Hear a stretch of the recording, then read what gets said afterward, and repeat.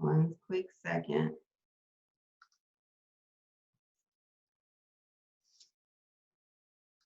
One second, guys. Oh. Okay, it looks like it's right. Okay, so can you guys see the screen? Well, I guess you can. Let me take you off of mute. Unmute.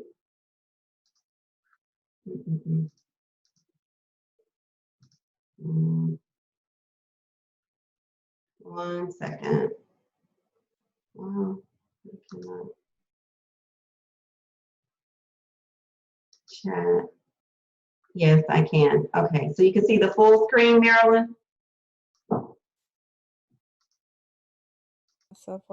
Yes, I can, Dr. Cozette. You can see the full screen. Okay, Yes, great. I can. Great. Okay, it looks different to me. All right, so I am going to go ahead and get this started here. Tonight, what we're going to be doing is discussing, let me go ahead and mute you back, Marilyn. And one quick second. Okay, I don't see anybody in the waiting room. Okay, so tonight what we're going to be discussing is business structure, all about forming your legal organization, whether that is a limited liability corporation, a corporation itself. As we know, a corporation can fall into what we call an S Corp or a C Corp. And I may touch base just a little bit on what it takes to start a nonprofit organization. But for purposes of tonight, we are strictly talking about for-profit organizations, okay? And so we're gonna jump right into it. Most of you on here know a little bit about me, but I'm gonna give you a brief overview as to who I am, what I do, and why it is what I do. We have people still jumping in. So tonight, what I want for you guys to do is spread the word. You can spread the word by using hashtag, and the hashtags for tonight are hashtag BizFormation, hashtag your financial position. Okay, so if you decide that you want to go out there and tweet anything, you want to put something on Facebook, Instagram, LinkedIn, you can definitely do that by using those two hashtags. And of course, please tag me, Dr. Cozette and White. Okay, so oops, let me do this the right way. Oh, my screen is freezing. Okay, so who is Dr. Cozette and White? I am the CEO and owner of My Financial Home. We are a small boutique firm. We specialize in accounting. We specialize in tax planning, tax preparation, tax management. We also do business services for our clients, and something similar to this, business formation, will fall under that umbrella as business services for our clients.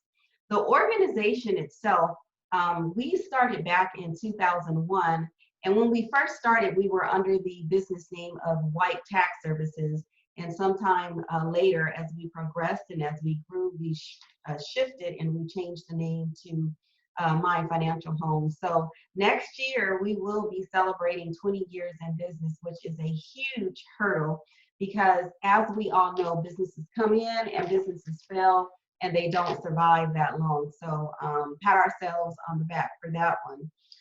As you already know, I am an advisory accountant and a tax expert. As I said, the business itself, we are global. We are currently, I think we are probably in about 5 countries, you all, and probably up to like 34 states right now servicing our clients. And our main goal is to help business owners maximize their profits, maximize their revenue, minimize paying Uncle Sam, manage cash flow, as well as help them increase that bottom line, that profitability that stays into the organization. That's what we do with our business clients. As some of you on the webinar know, we also offer tax courses. We just launched, and officially today we launched our tax software. So we are extremely excited about that and more things to unveil throughout this 2020 this year of unprecedented things that have occurred. So we provide services not only for our business clients, but also for individuals as well. Okay, so let me get through this. So in today's presentation, what is it that I am going to be covering? I am going to be talking about the basis of any legal entity. What does it take to form the entity? What are the pros? What are the cons that you, as maybe a brand new business owner or one that is established, and maybe you've been operating your business as a sole proprietor, what are the pros and cons of starting the entity? The tax implication and the filing requirements.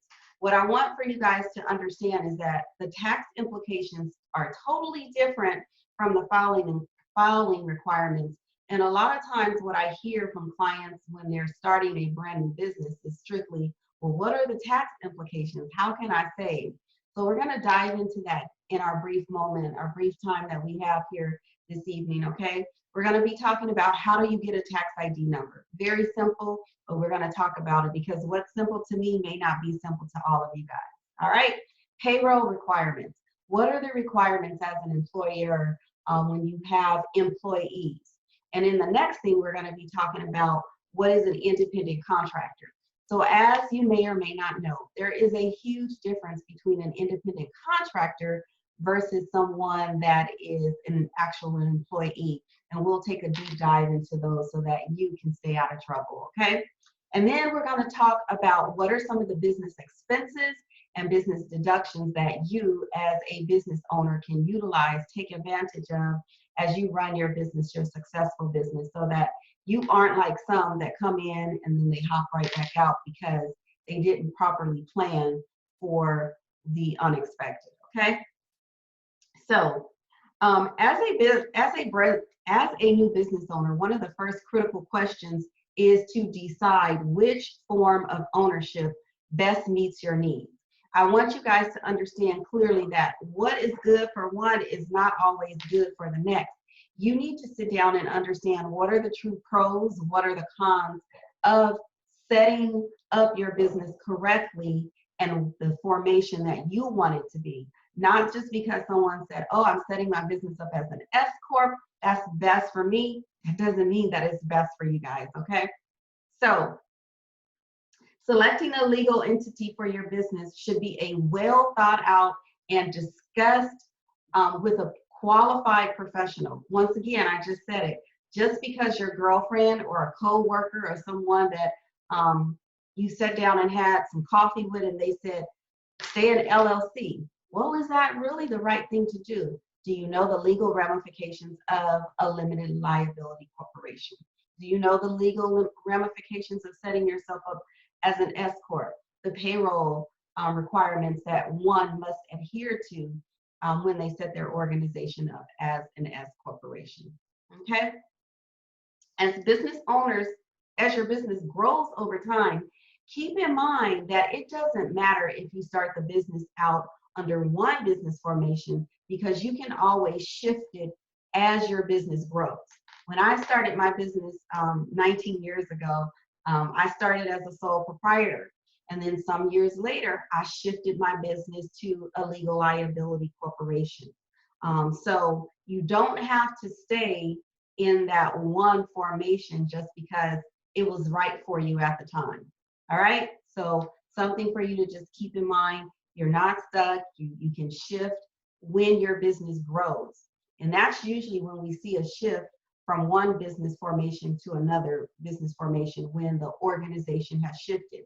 And my recommendation to a lot of clients that I sit with is whether you come in as whatever you come in at, before I shift someone over to an S corporation, I make sure that their revenues are at a certain point before I shift them over. And we'll talk about the legal ramifications, the payroll ramifications when you set yourself up as an S corporation, okay?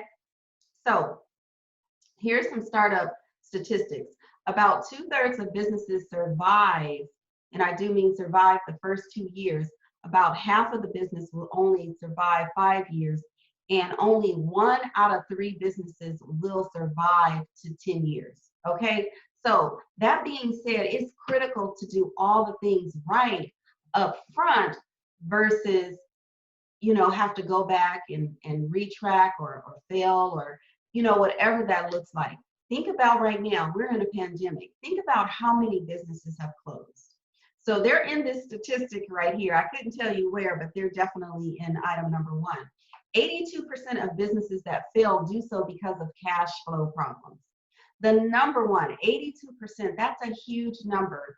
So think about it again. Why are businesses closing right now? Because they don't have the resources, they don't have the cash flow to sustain in unprecedented times such as this right now that we're currently living in. Despite the fact that there was funds available, despite the fact that there were grants available, several business owners did not qualify for various reasons, whether they had a business structure set up, whether the organization, and I'm talking about SBA specifically right now, maybe SBA could not find their organization out there on the web, for hosting a website. Maybe they didn't find them when they looked them up on 411.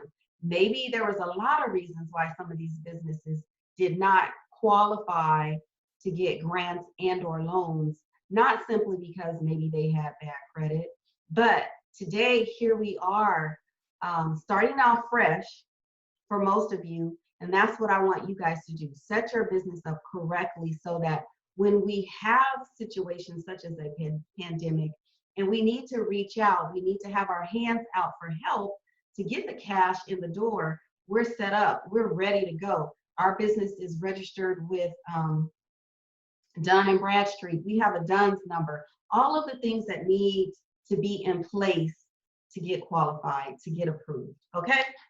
So, number 3, only 40% of small business owners feel that they are extremely or very knowledgeable about accounting. So, what's going on with the other 60%? That means that 60% of small business owners are probably not reading financial statements, not looking at any reporting requirements. Thus, go back to number 2, when we get ourselves into a cash flow crunch, part of that, not all, but part of that can be eliminated if business owners review and understand the numbers that they are producing in their organization and look at those numbers on a regular basis. Look at the key performance indicators. Look at what's driving the business. Look at what are some of the costs that they can eliminate or reduce so that that profit, that bottom line is where they want it to be, okay? And number 4, according to a survey, 393 small business owners, accounting is one of the biggest challenges that they face, all right? Now, if that is one of the biggest challenges that small business owners face, then I gotta ask the question to you guys. I gotta ask this question. Why is it that so many business owners put the money component, the accounting, the reviewing of the finances on the back end, and they start with things such as marketing, advertising, things of that nature? I don't know, but as America's #1 accounting and tax expert, that's where I come in. That's where I save businesses. That's where I educate the businesses and just teach the businesses that you guys got to have your finances in order. You got to read those financial statements, the balance sheet, understand your assets, your liabilities, understand the statement of cash flow so that as a business owner, when you go for financing, when you go for loans, you don't have to scramble. You don't have to think about, let me go and put together 12 months of records, 6 months of records, and for some, 2 years of records because they need to go get loans and financing, okay? So enough said about that. The story of Sally. So today I'm going to be talking about Sally.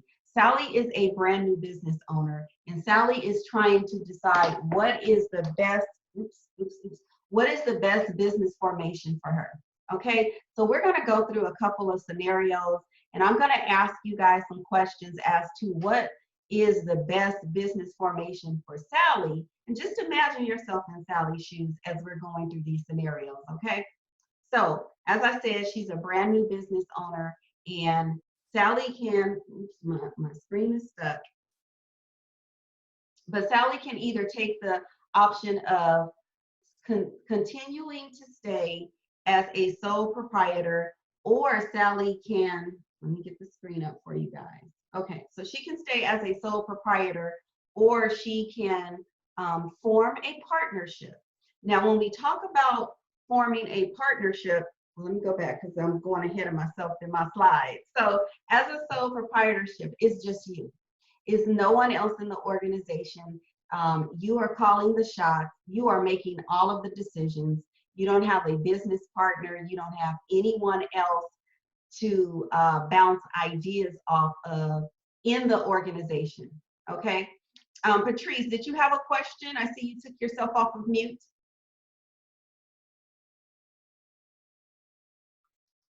Okay, well, we're gonna leave it like that. Okay, so you don't. But as a partnership, what is a partnership? A partnership is more than one person in an organization. It's 2 or more people. It could be you and 5 people. It can be you and 10 people. It could be you and just one other person. But when you form a partnership, then things become a little bit more complex. I remember a few years back, a long time ago, to be honest with you, I decided that I wanted to go into a gift basket business with a relative. And I thought to myself, it's good. I don't need to truly form a business because it's my aunt and she's not going to do me wrong. But unfortunately, I did not put things in writing. We did not have any legal documents. And when things went south, guess who was left holding with the bag? I was, and it was simply because I jumped the gun and started the business, the gift basket business, without putting the proper documentation in place with a relative. Do we speak today? Yeah, but you know, it's kind of, I remember it because it was like I was left with the financial obligation. Okay. So my screen is slower than me. One second, guys. I just want to make sure that you are on the same screen as me. Okay. So let's talk about, oh, there we go. Let's talk about limited partnerships. So as I said, what is a partnership is when there's 2 or more individuals that come together to form any type of organization. When we talk about partnerships, we have what we call a limited partnership. And that means that at least one of the partners is responsible for managing the day-to-day affairs of the organization. And then we have what we call one who is responsible for bringing in the capital, the one who sort of finances the organization. Okay, do they both have rights? Yes, they both have rights, but they play different roles. Okay, limited liability partnership is exactly what it says. It's when you have someone that is licensed, such as maybe an attorney, or someone who has a license that can only fall under the formation of a limited liability partnership. It's more than one under that organization. So let's take the attorney firm, for example. It may be 3 attorneys. They cannot set themselves up as a limited liability corporation. They have to go under limited liability partnership because they have a special, what we call license, okay? Accounting firms, they're not limited liability corporations. They are limited liability partnerships, okay? So I'm moving faster than my screen. So corporations, there are a couple of different corporations that we all know of. My screen. So first of all, let's talk about what we call our traditional corporations, the C Corp. There's no limit to the type of shareholders that you have under a C Corp. But when we look at our S Corp, oh my goodness, where are my notes? Okay. But when we look at our S Corp Corp is a blend. It is a blend of a C Corp and a blend of a partnership. Okay, I'm gonna say that again.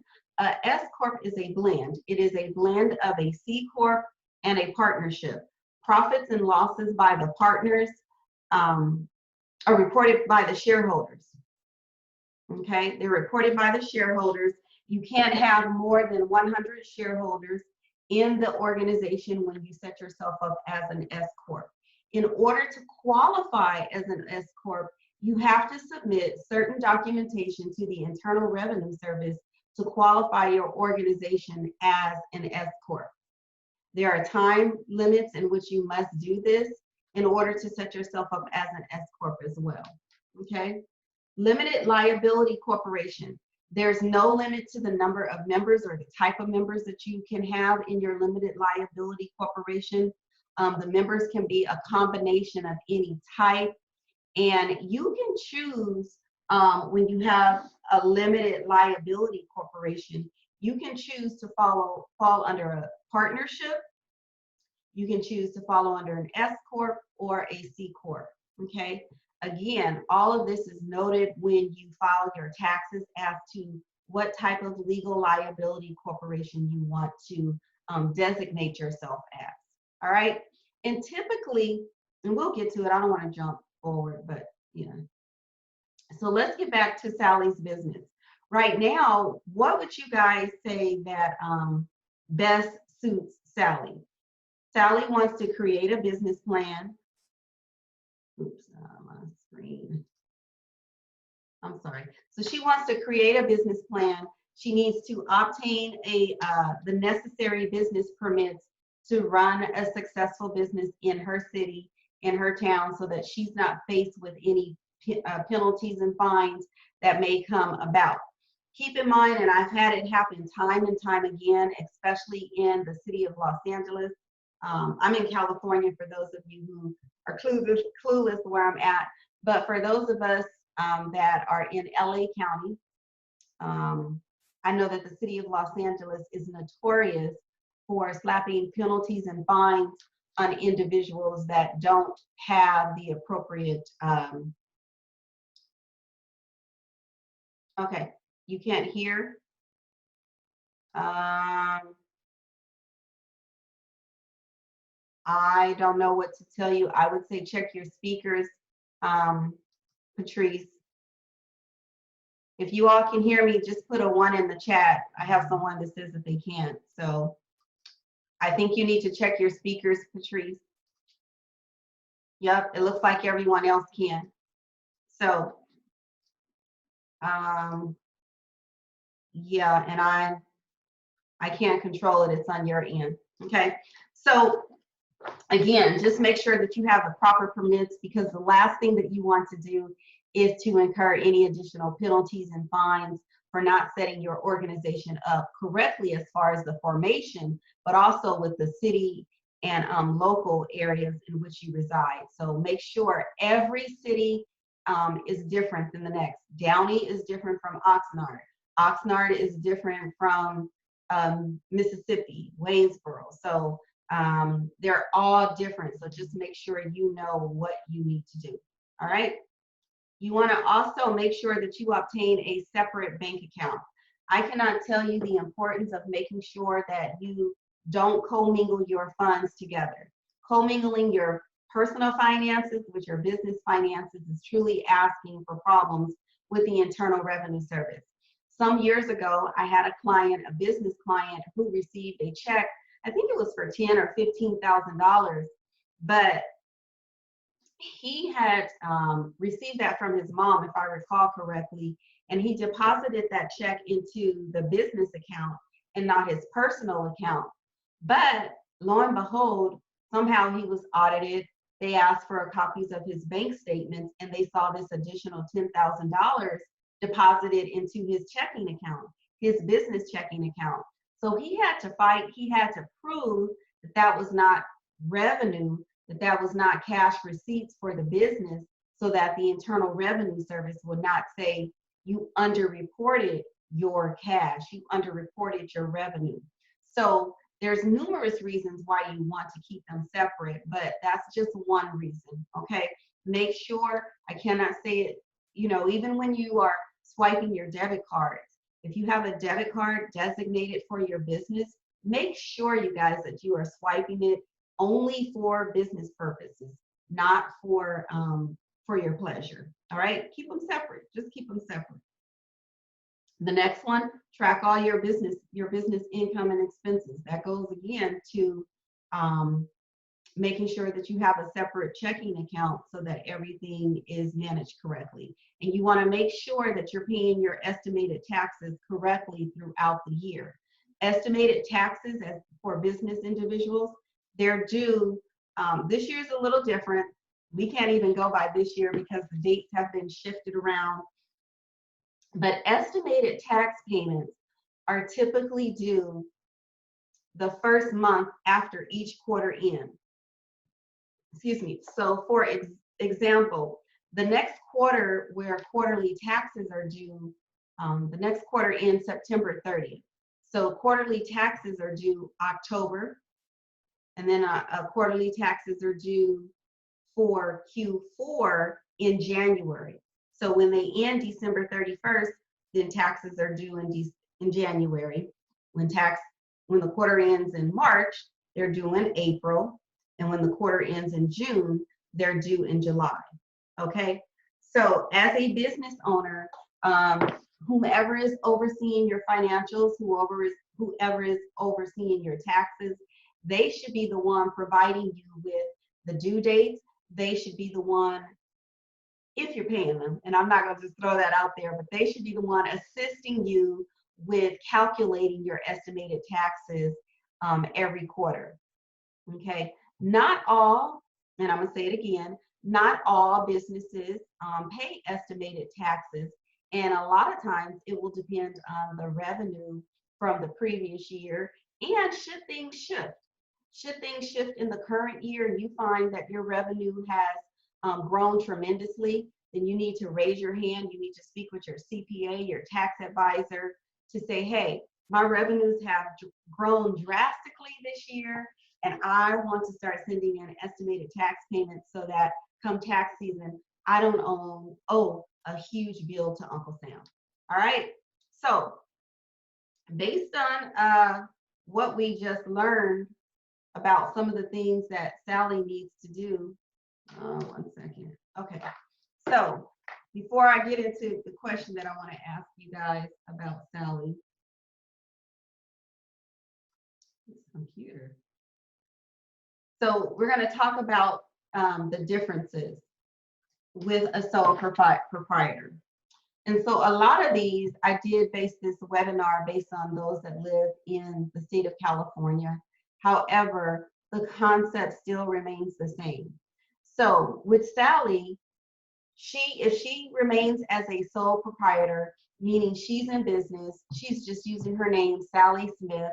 She didn't do a fictitious business name, Sally Smith, doing business as the Smith and Associates or whatever, then she does not have to register with the Secretary of State. That would mean the same for anyone else who is on the webinar. That would mean you do not have to register your organization if you stay as a sole proprietor with the legal entity in your area.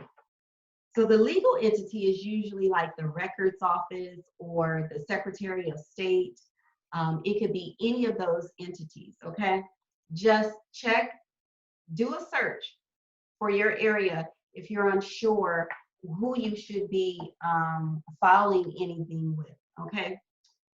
If she was to say a sole proprietor, then the only form she would be responsible for completing is a Schedule C. So a Schedule C is a form that is completed with an individual tax return. It is not completed as a separate business return. It is done along with your individual tax return, and the due date for that is April 15th of each and every year.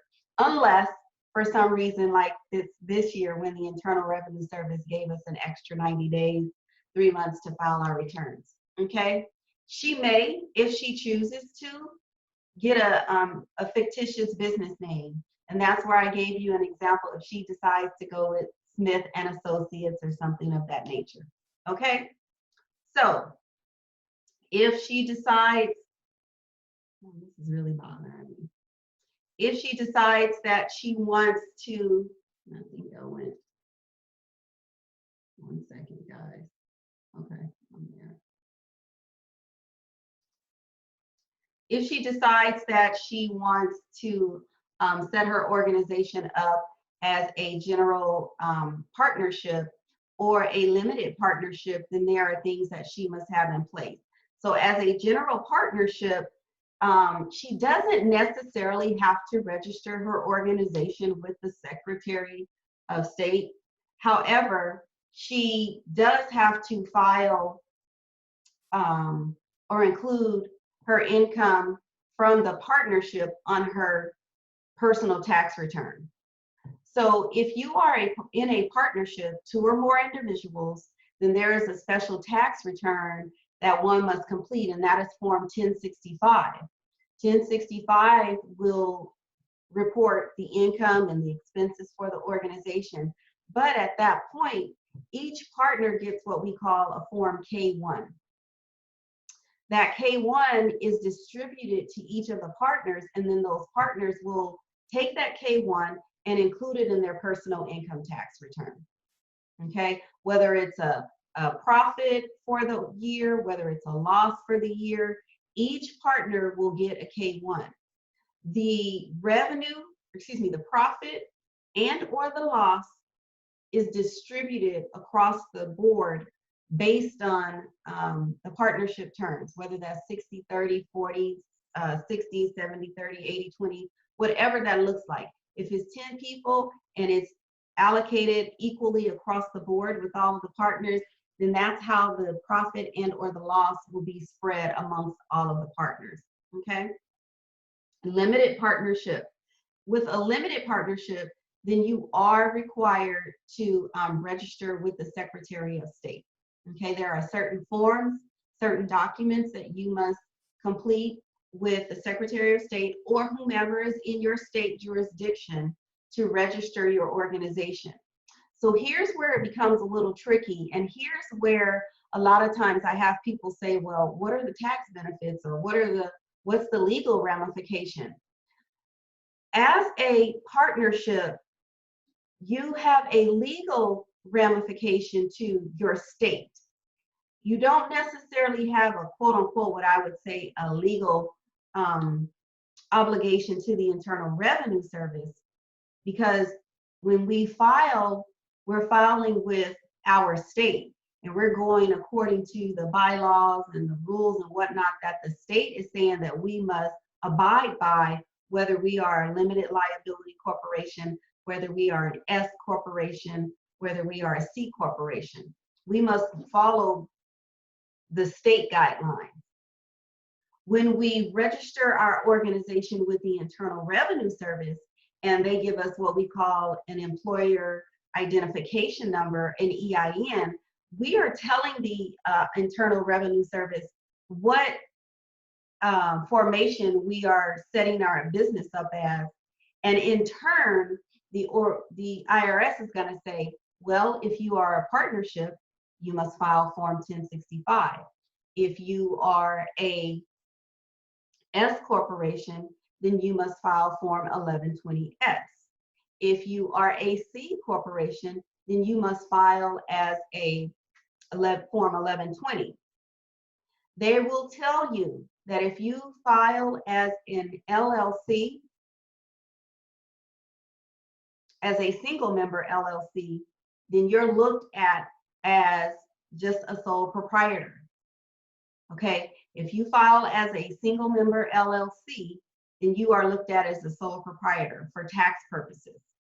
There's no true tax benefits besides the fact of all the other deductions that are eligible to business owners. So keep that in mind.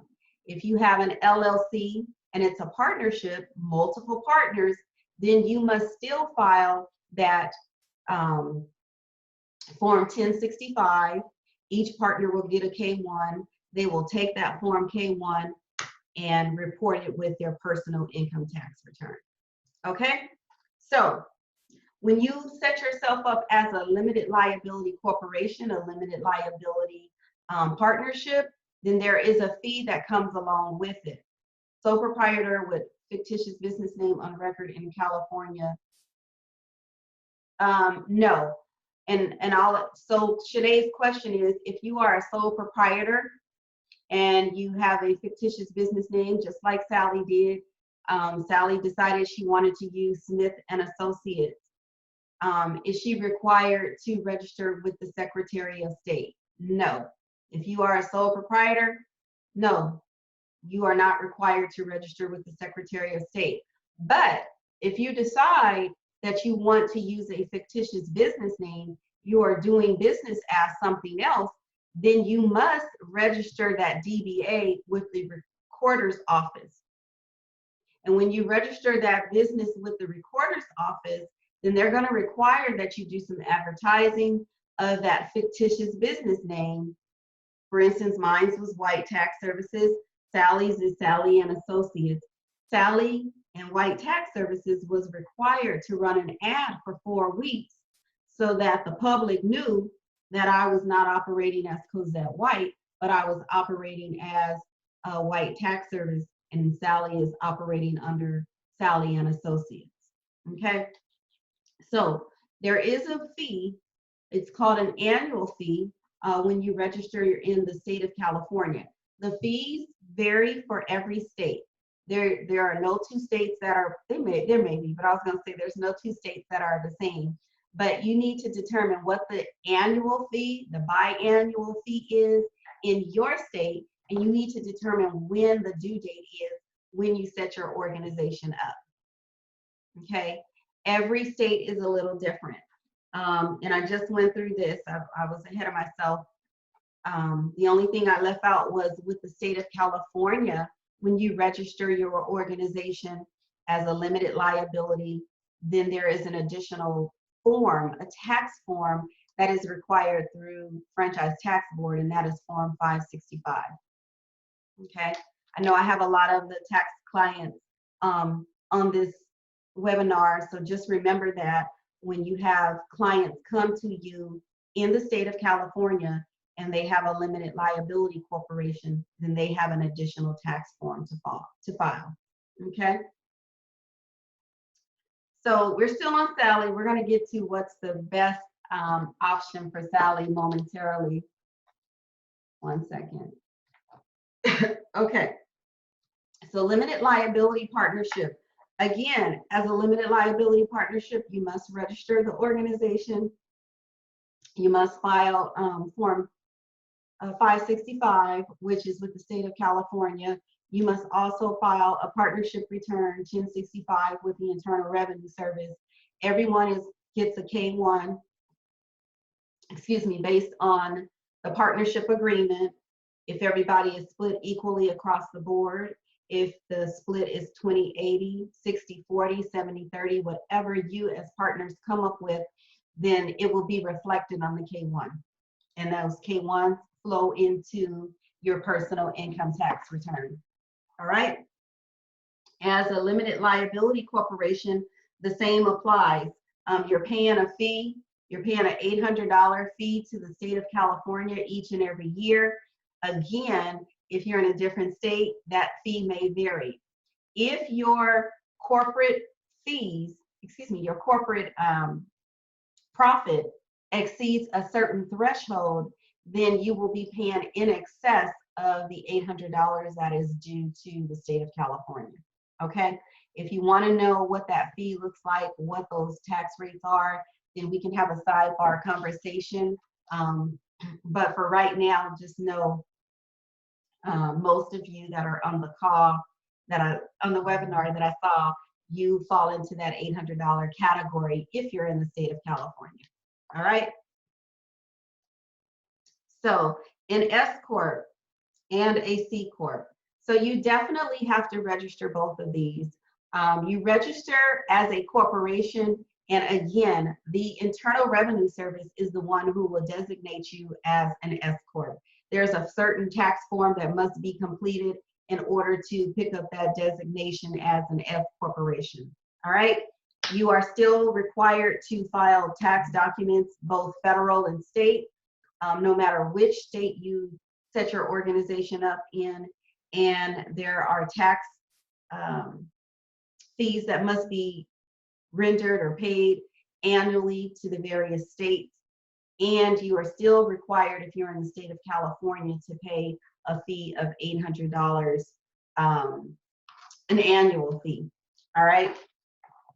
Now we'll go for whether you are an S Corp or a C Corp. The only difference are the forms and the fact that with an S Corp, you have to register. You have to register. You have to apply with the Internal Revenue Service. All right. So let's go back to calculating some income for Sally. When we calculate the income for Sally, and again, we are still on Sally because I'm gonna have you guys tell me what is the best formation that Sally should be setting herself up as, okay? So calculating net income, we wanna take the gross receipts. One second, okay. So we wanna take the gross receipts, and this is just an example, and in this example, the gross receipts is 260K, less the cost of goods sold, 160, to come up with the gross profit.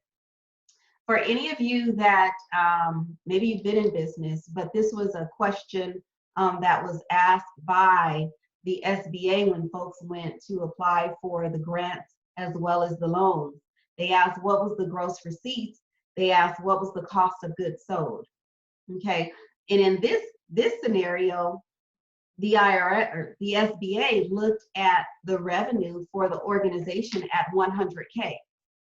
Now, in some instances, some folks put that their cost of goods sold was 260K, their gross revenue as 260K. So that meant that they had gross profits of 0, and they were denied the SBA grant and the SBA loan, because how could a loan be granted when your gross revenue or your gross profit, excuse me, was 0? So understand what the difference is when you sit with your professional and they start going through your financial statements with you. Have a clear understanding of what's gross revenue and what's the cost. What did it cost me to sell the goods? In this case, this cost her $160,000, and which meant her gross profit was 100K. Okay. Oops. So step 2, calculate business expenses. In this case, the business expenses was office supplies, $22,500. The phone was $6,750. Mailing, $5,450. Home office, $15,800. She had total expenses of $67K. Plus she had mileage, and we're not going to get into mileage, but mileage that added up to $16,500.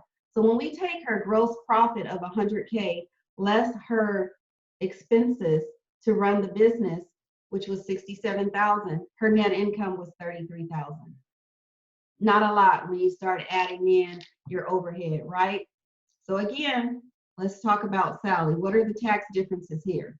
In this case, if Sally was to stay as a sole proprietor versus converting herself to a single member limited liability corporation, she would still utilize the same tax form, which would be Schedule C.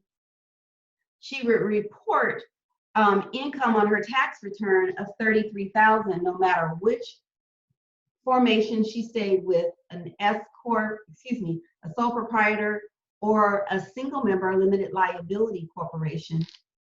The fees, in this case, she would be subject to a $900 LLC fee, and she would be paying taxes as a single member, limited liability. She would be paying income tax plus the $800 fee. So the bottom line you guys, I just gave you the answer. I was going to ask you to tell me, but in this case, you see, she's paying more in taxes to set herself up as a limited liability corporation versus staying as a sole proprietor. So you have to ask yourself, what are the pros? What are the cons? Why would you stay as a sole proprietor? And why would you set yourself up as a limited liability corporation?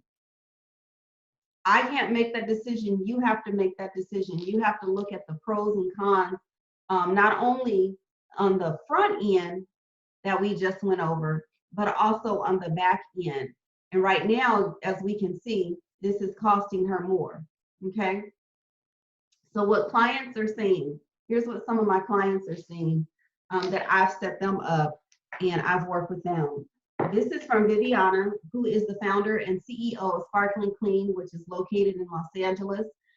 Sally says, thank you, or Sally. Sparkling Clean, Viviana says, thank you for your great service. Your assistance with our financial matters helps us to continue to maintain and grow as a company. Your quality of work and your expertise are impeccable. I thank you for all of your suggestions and helpful points. I look forward to doing business with you. So let's go back to the sole proprietor. And why would Sally stay as a sole proprietor? And why would she opt to set herself up as a legal liability corporation, a single member? Some of the advantages of staying as a sole proprietor: it's easy to establish and it's easy to dissolve. You just set yourself up. If you go out of business, you don't have any red tape. You don't have any additional fees that you need to pay, anything like that. The business losses, they can be offset by the income that the business has, and there's no entity level as far as taxes are concerned. Some of the pros, as an owner, as a sole proprietor, you are liable for anything that goes on with that organization. As the owner, you are liable. And the owner is taxed on all income, even if it was actually received or not. Why? Because it flows through on your personal income tax return. All right, so let's look at some of the pros and cons, the advantages and disadvantages of a partnership or an LLC. So in this case, I put in here partnership. As the partnership, the owner is not responsible for the debts of the organization. The business losses can be offset with the income, and then it's easier to maintain the books and the records when we talk about a partnership. Some of the disadvantages is there's a separate tax return for the business.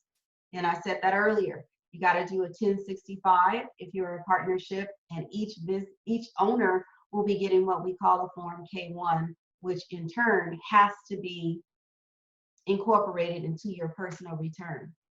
All right. So what I see also with partnerships is when it's multiple partners, some of the partners may be ready to file their personal tax return, but unfortunately they have to put the brakes on and wait because the partnership return isn't done. So the partnership return a lot of times gets done at the end, and it's a bottleneck holding up everyone's individual tax return. So just something to think about as well. And the owner is taxed on all income, even if it was not received. Okay. Limited liability. What are some of the pros and what are some of the cons? The advantages of a limited liability corporation is that the business losses can be offset by the income. It's easy to maintain the books, easy to maintain the records. There's no limit to the number of owners that can be under the limited liability partnership. And you are not required to hold any type of annual meetings, maintain annual records that may be called upon if you are an S Corp or a C, if you are a C Corp, S Corp or C Corp, okay? The disadvantages is that you cannot engage in corporate income, meaning you can't split the taxes to take a benefit of lower tax rates. And you cannot issue stocks. when you are a limited liability partnership. Okay, who wants stocks? No, I'm just kidding. And then we're gonna jump into the corporation. What are some of the pros? What are some of the cons? We got a question here. Can you break down being liable tax? Can you break down being liable tax on income not received? Yes, I'll get to that in a few seconds as we roll forward, Crystal, okay? All right, so as a corporation, some of the advantages are that you are allowed to issue stock to attract investors, which is a good thing. If your business is doing great and you have investors that are after you, then great. Corporate income splitting may help lower the overall tax liability. So some of the disadvantages of a corporation is that double taxation of the corporation profits and shareholder dividends. Sorry, I have something on my screen here. Such a downer. You must hold the annual meetings and you must record the records, and S corporations are restricted on the number of owners that the organization may have. All right, so just real quick, based on everything that we just went through as far as an S corp, as far as a C corp, as far as a limited liability corporation, a limited liability partnership, and then of course the S corp. Just a show of hands, or not even a show of hands, if you can write in the chat box for me, what business formation do you believe is the best formation for Sally to begin her organization with? If you can write in the chat what you believe is the best organization structure for her. And I'm going to look at those.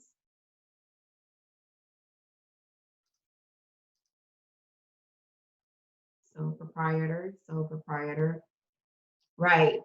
In this particular case, all of you guys are absolutely correct. The sole proprietor is the best advantage for her, unless she has some other things that she's looking to do. Maybe she's an S corp, maybe an LLC or an S corp. She wants to add a retirement plan to her business for her employees. Then that may be another option. But based on what we just went through tonight, an S corp, which is the simplest formation for one to get in, to start, is what I would recommend for Sally. I personally, no, I was gonna say I wouldn't advise her to do a DBA or fictitious business name.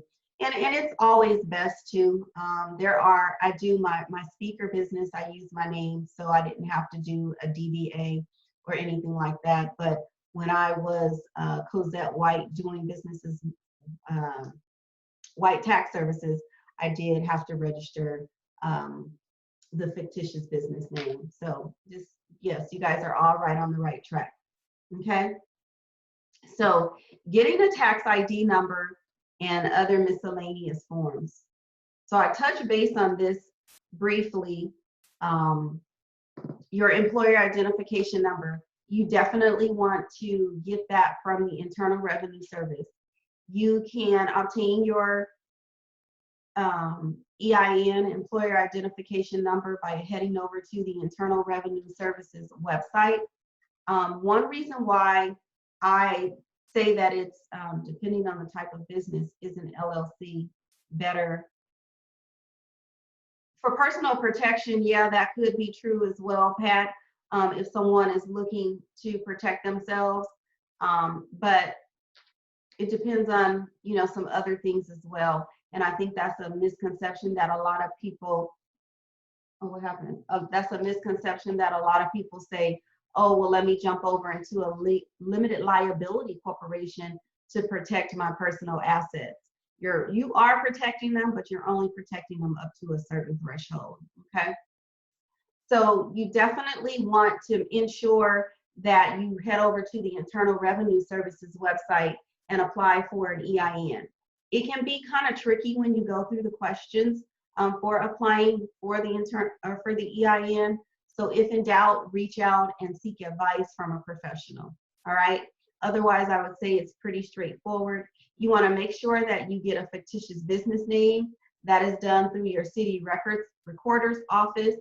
Secretary of State is where you register the business formation.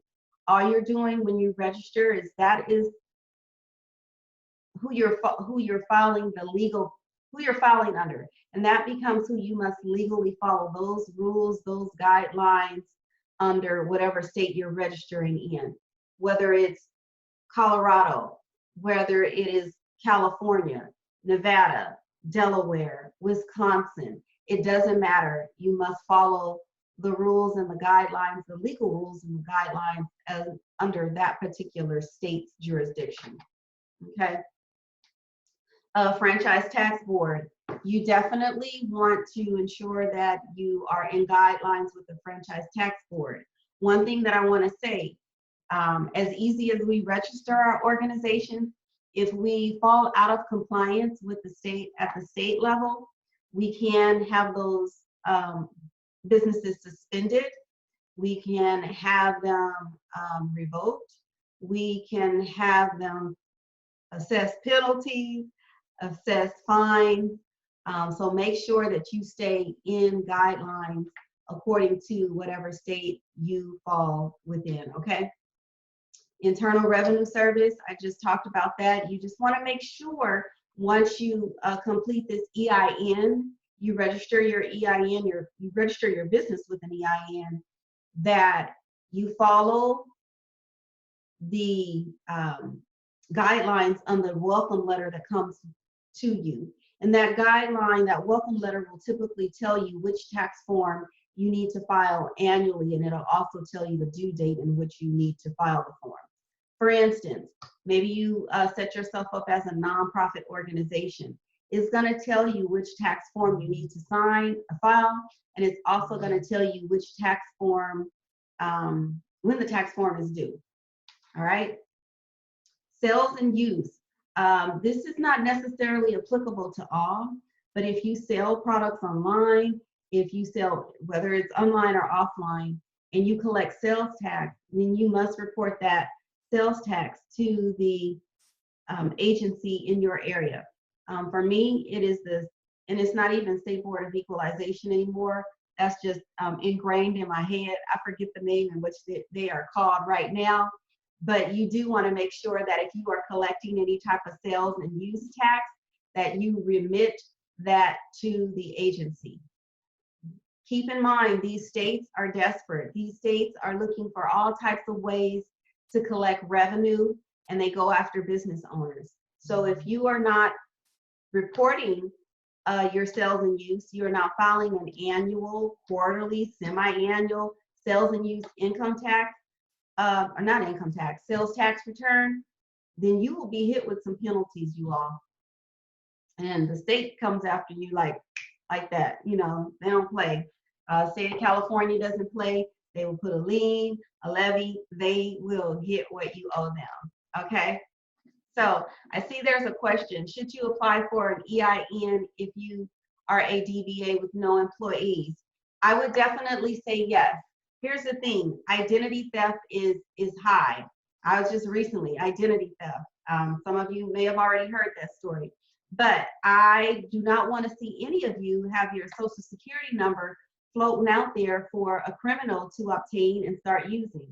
So when you are doing work as an independent contractor, sole proprietor, and someone asks you to complete a Form W-9, you want to ensure that what's on that W-9 is not your social security number.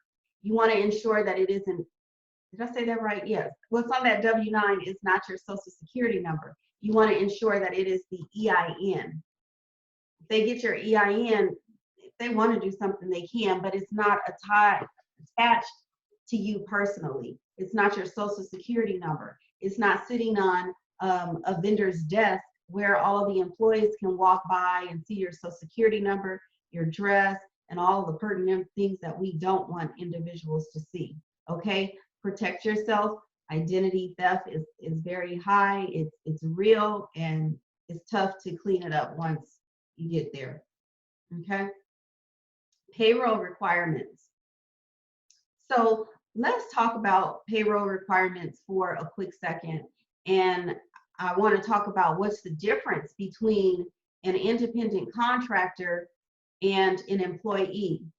Most of you on the webinar, you may or may not know, but when you are an employee, that means you are required to go to work, clock in, take a lunch at a certain time, follow the guidelines and procedures as set forth by the Human Resource Department and or your department.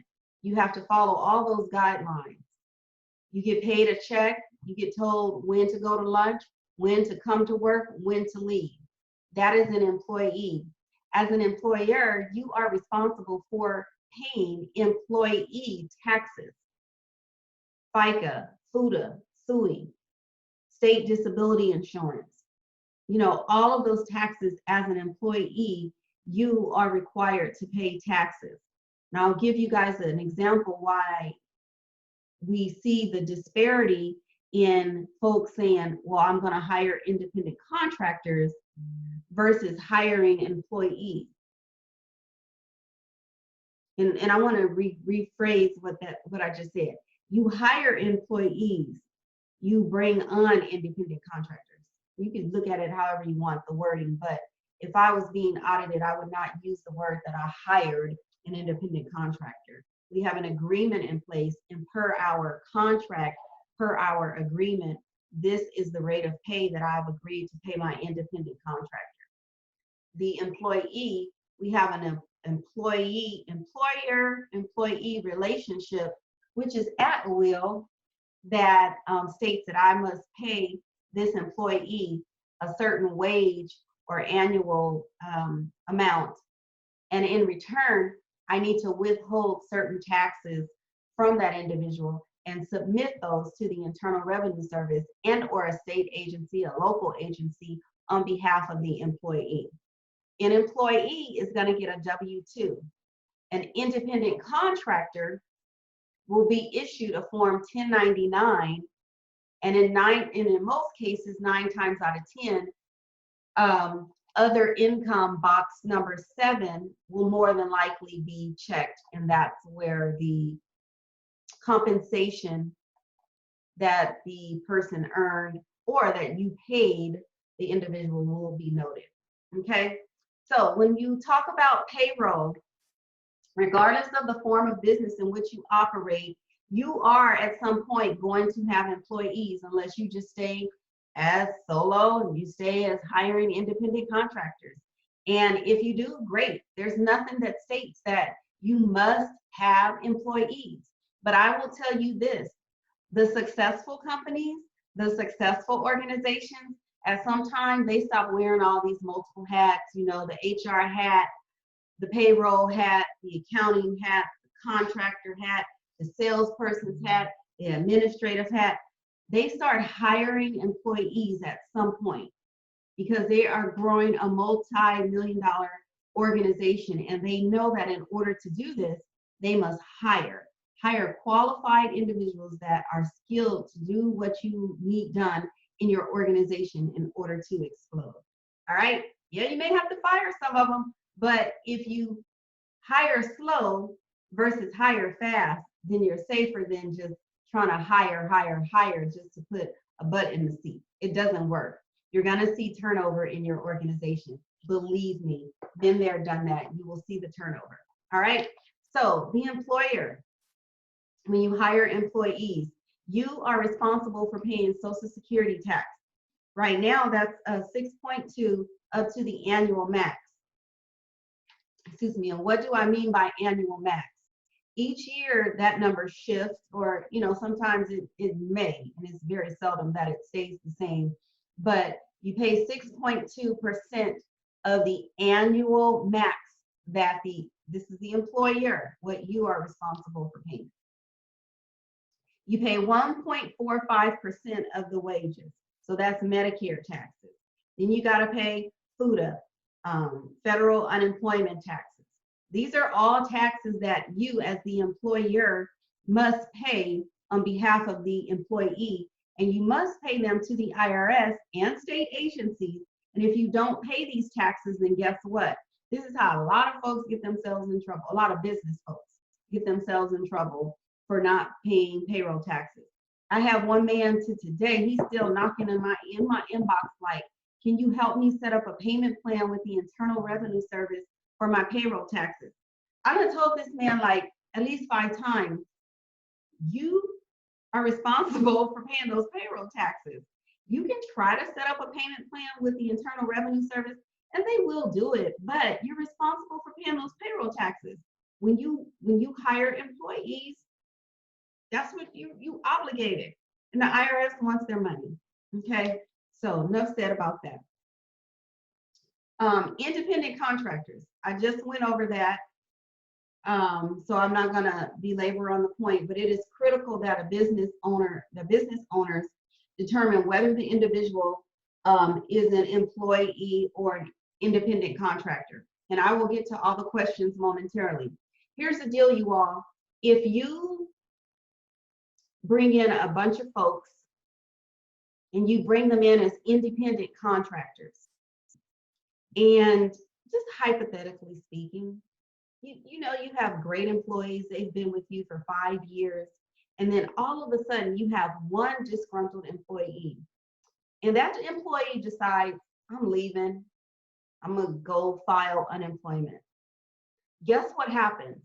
It only takes one independent contractor to head over to file unemployment, and all they need to say is, I worked for her for 5 years and she paid me $10.99, but she required me to wear a uniform and I had to be to work at 8 o'clock and I couldn't leave when I wanted to. I had to work till 4 o'clock every day, and some days I needed to go pick up my child and I couldn't.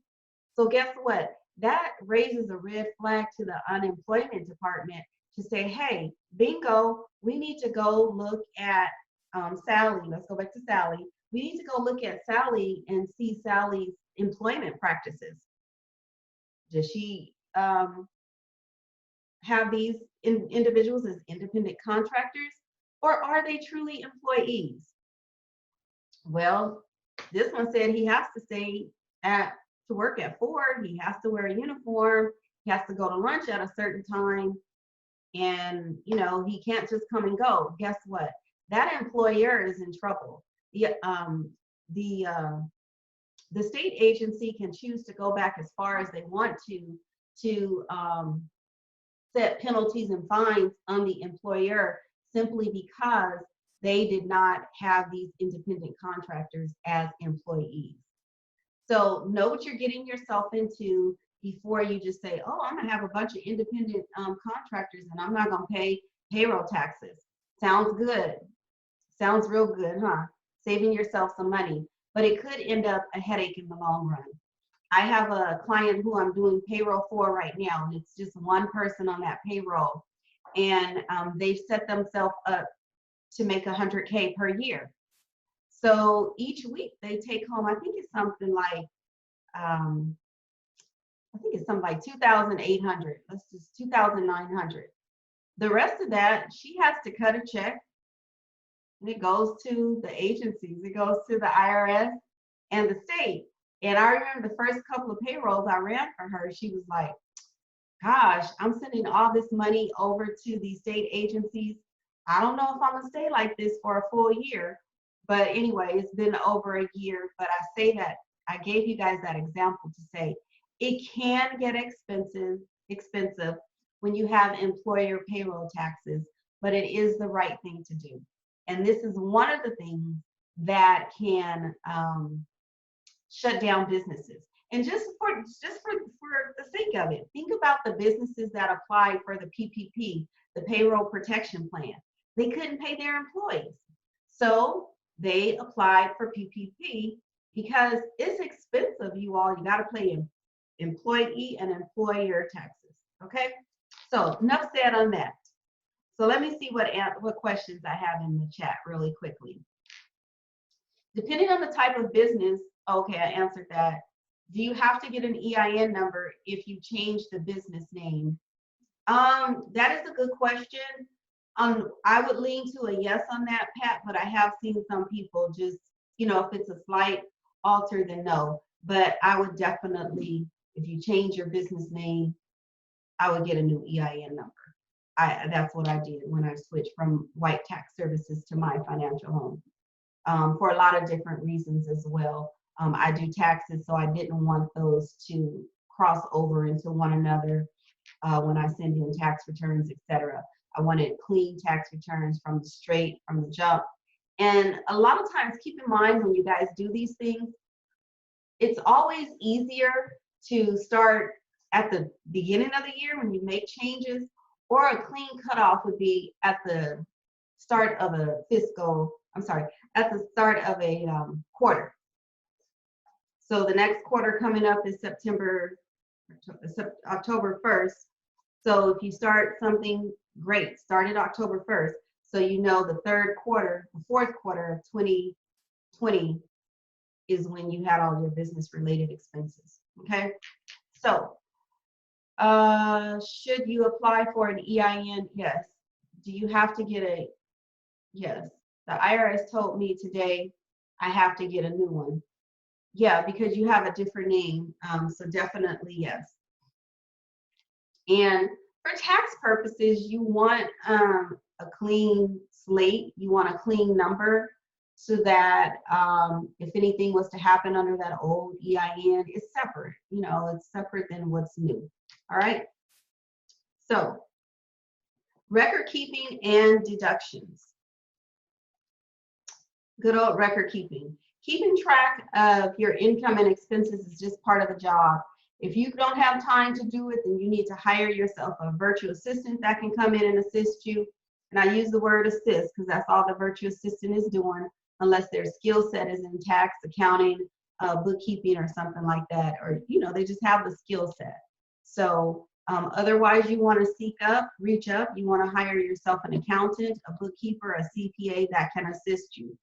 I use those terms carefully because the rate of pay will vary depending on who's doing the bookkeeping work. If it's a bookkeeper, which most people look at bookkeepers as a data entry person, then it's going to cost less from your accountant who's skilled, who's educated, who has the credentials, the degrees, and whatnot behind her or him. A CPA has a special license. They went and took except for some exams, and their credentials are different from the accountant as well as the bookkeeper. You may have an enrolled agent. So those are all 4 separate credentials, or no credentials, so to speak. But the rate will sway differently depending on one's credentials. All right. Be sure to keep track of all of your spending. I don't care where you go, what you do, make sure you keep track of your spending. Make sure you keep all of your receipts, because at some point you will need them to cross-reference to what you're putting into your financial statements. You may be hit with an audit, and the Internal Revenue Service may say, I want to see all your meals for the business. You want to be able to have all of those receipts, all right? Make sure that you, a copy of every tax return that you file. Now, I only say that when I say every, because I get this often, what's the record retention rule? I keep all of my returns. I do. I have all of them dating back to my very first return. So y'all might say, wow, that's a whole bunch of returns. And I can get rid of them, but it's just in me. I stayed in the world of accounting for so long, but realistically, you don't need to keep them that long. You're really required as an individual, I say 3 years. If you have some special circumstances within those tax returns, then you want to keep them for about 7 years. Other than that, the record retention is not much longer than that. The IRS is not going to go that far back to do tax returns. Now, to audit you. Now, they may go back and say, we need you to clean up. You haven't filed a tax return since 2012. We need you to come current. And they've done it. I've had plenty of those this tax season where the IRS has informed individuals that they need to go back to a certain tax period to bring themselves current. So 3 years is the norm. 7 years is the max that I would actually say. I'm just anal and I have all those years. Okay. I already talked about keeping your expenses separate, or your income separate. Don't commingle your personal and your business. It's the cardinal sin. All right. Personal expenses separate, same thing. All business records for at least 4 years after the return is filed. So I said 3, but it's 3 plus that current year. All right. You want to make sure that you're keeping your records. 7, again, if it's just some unusual circumstances that occurred in those tax periods and you need to keep them for any particular reason, then by all means do so. Okay. So, let me see, my name's spelled wrong. So, if you all are interested, I have a free 4-part video training on positioning your profits, position to profits in your business. If you would like to receive that, you can text 805-719-7682 to get your free, oops, let me back up. To get your free gift, just text the word training and I'll know exactly what it is. Text the word training. I'm sorry, you cannot text the word training because that's not going to give you the link. Text the word boss to 805-719-7682 for a free gift. 805-719-7682, and I will put each and every one of you who I see and see the text come through, you'll be on the list for the free 4-part video. All right. So some of you may say, well, will this work? And at this point, I'm going to stop because it will work, and I'm going to jump back into my next few slides. But I want to make sure that I address everyone's question because I see we are way over than I thought I would be talking for the night. So I want to open it up, and I want to ask you guys for questions, Q&A right now. If you have any questions about what it takes to get your business formation completed. I will go over the next steps in the next couple of slides, but do you have any questions leading up to this? And Crystal, I believe you had a question. Let me make sure that I address it. Crystal, now I don't see it.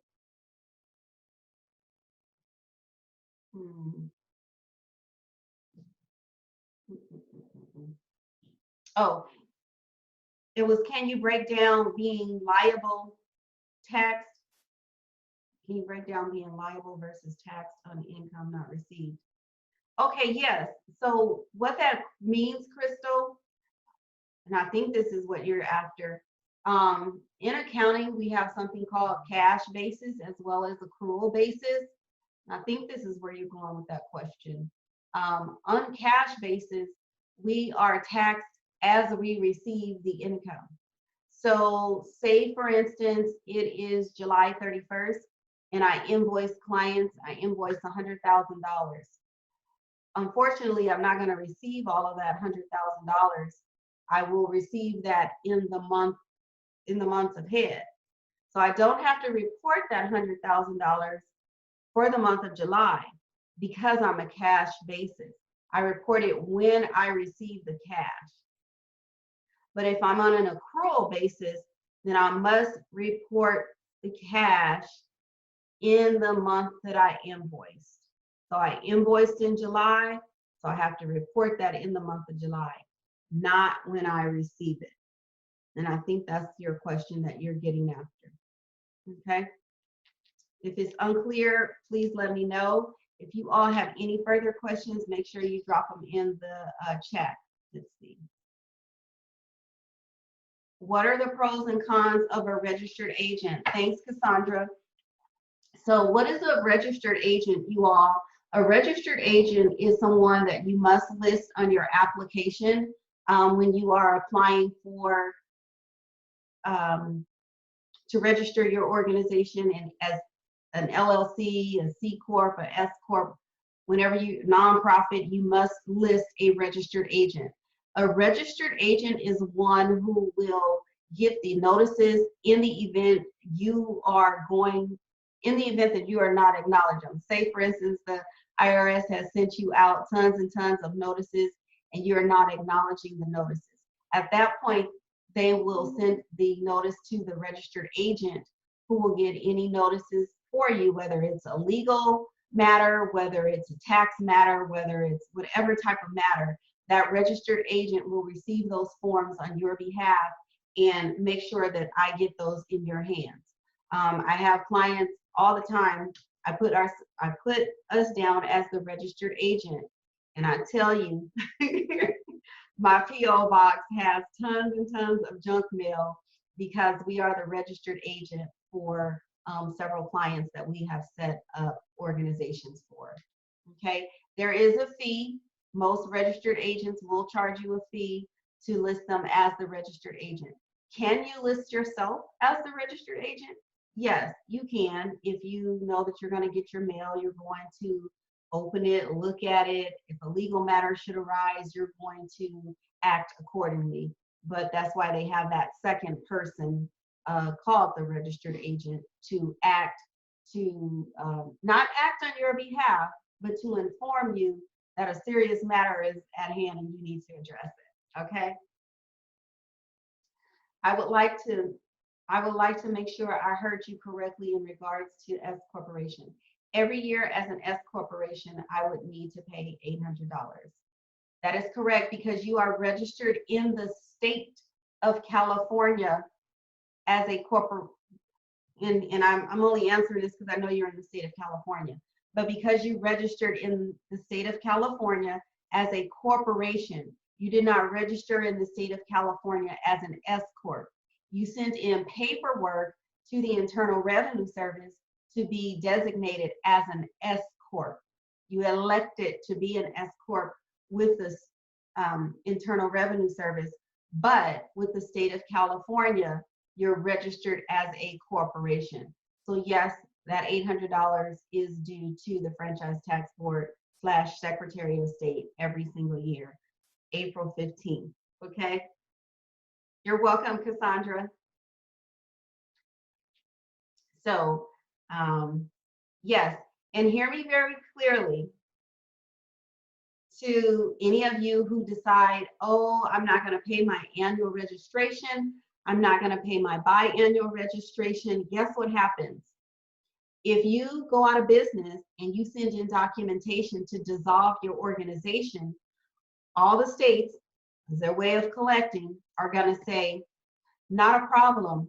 We will dissolve your organization, but you must first come current with paying your past due annual fees, and you must be current with filing your tax returns. Once we have all the tax returns in-house and we are clear and you are current with your outstanding obligation to us, then we'll be more than happy to dissolve your organization. So that's their way of continuously collecting money. So you may have decided 2 years ago, oh, I stopped working at business, I don't do anything with that business, but I did not close it. Guess what? The state agencies are going to hold you accountable to 2 years of fees, and in some states where a return is required, they're going to hold you accountable for completing those returns. Okay, so let me move forward. What I want to do now, and some of you may say, does this work? Of course it works. That's my slide. Here are the packages that I offer to my clients or anyone looking to set up their organization. I think I'm moving too fast. Let's see. Going ahead of me. Okay, here we go. So business formation package number 1.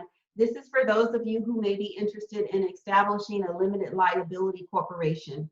The fee to do so is $395. I do offer a 2-pay where you can pay in installments of $197.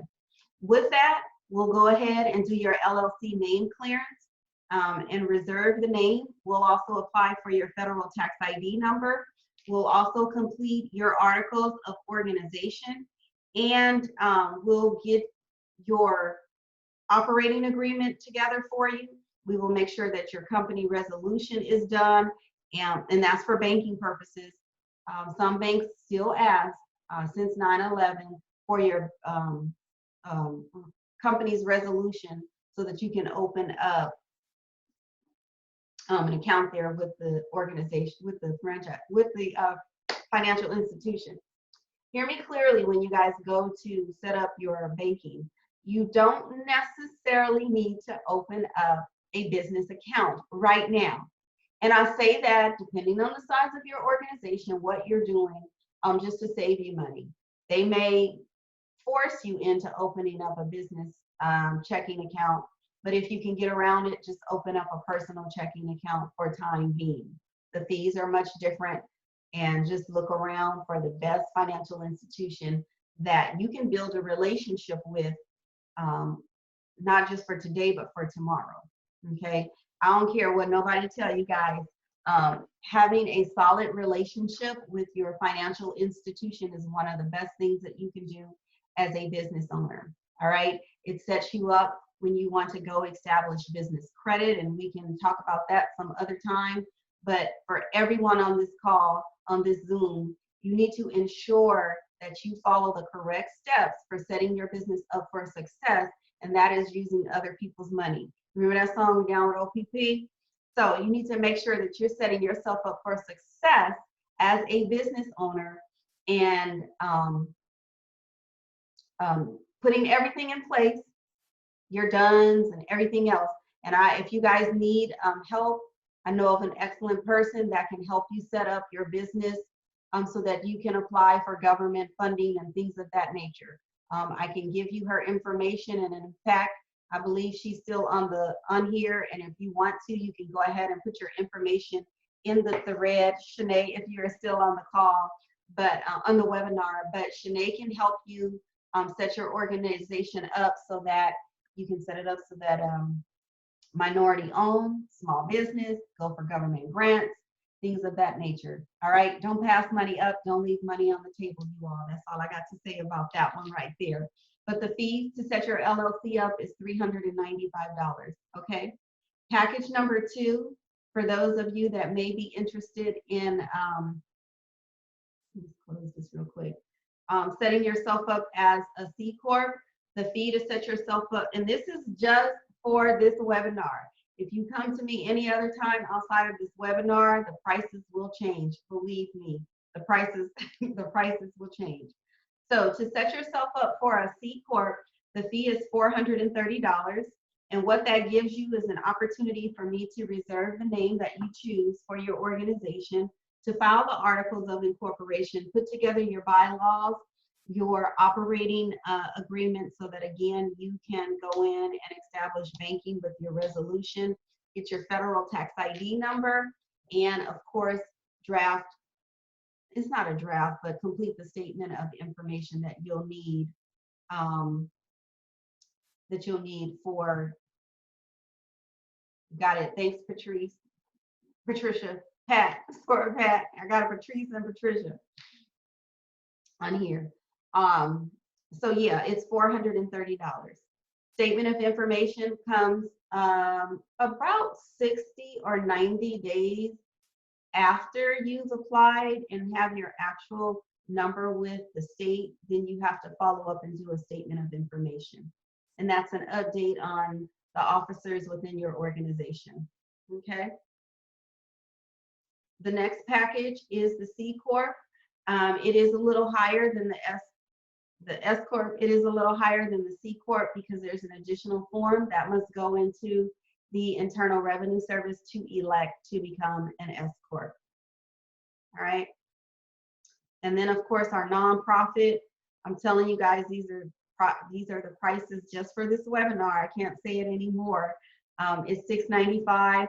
What we will do with the nonprofit organization is completely set it up, send in the appropriate documentation to the Internal Revenue Service. Once you have been identified as a not-for-profit organization, then we will follow through with the state, because how it works is you set yourself up with the state as a corporation, then you put in documentation with the Internal Revenue Service so that they can declare you as a not-for-profit organization.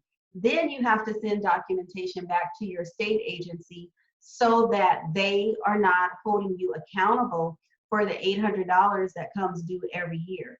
If you're not for profit, then you don't have to pay that $800. However, there are still tax documents that must be filed with the Internal Revenue Service, as well as the state agency when you become a non-profit organization, not for-profit organization. Okay?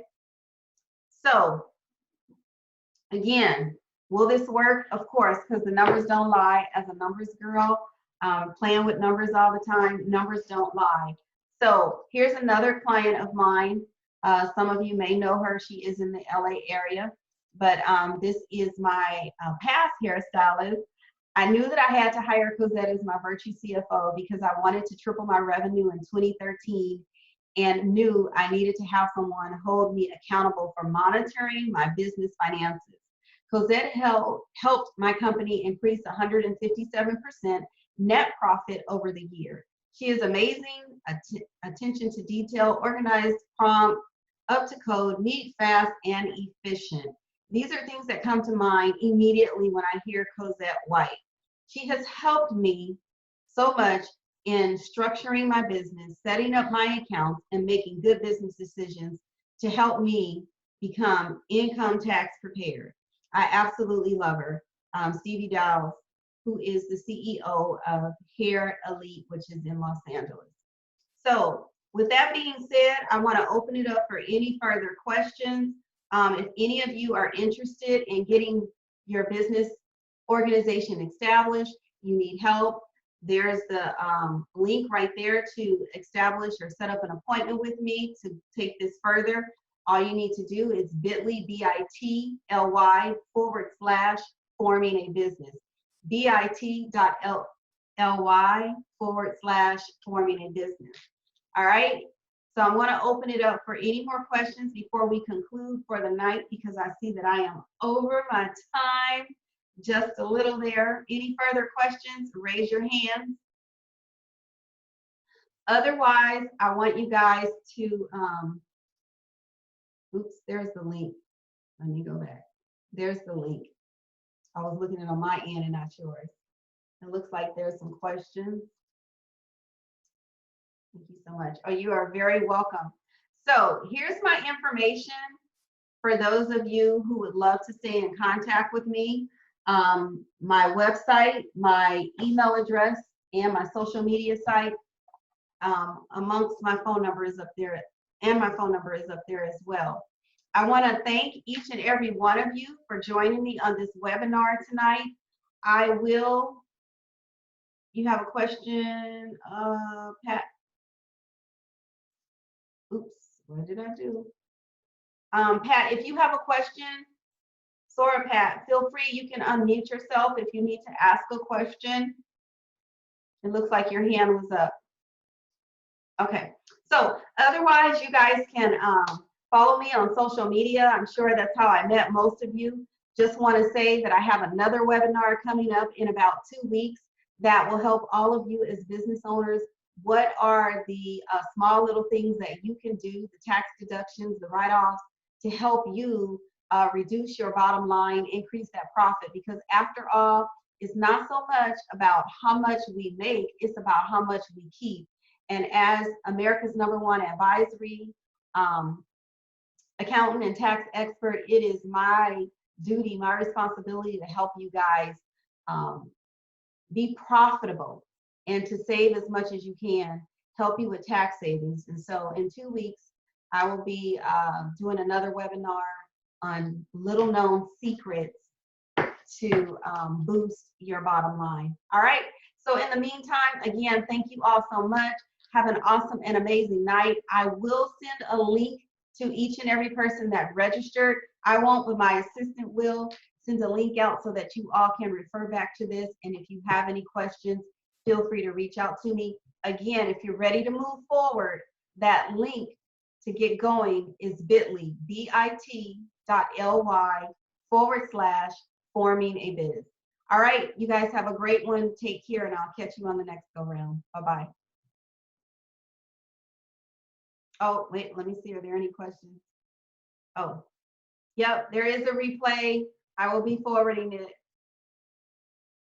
And the info on the grants, let me put that in the group. I think Shanae got off. I tell you what, because I don't know her. Oh, wait. Let me see if I can pull her number up real quick in my phone book. See? Just for you guys.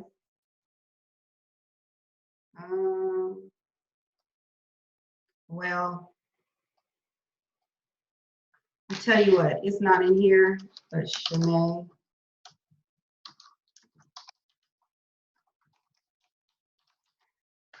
Connect with her on social media. It's Shanae Ellen Johnson. Just tell her that I referred you all. She was on the webinar, but she had to drop off, I see. But just look her up, Shanae Ellen Johnson.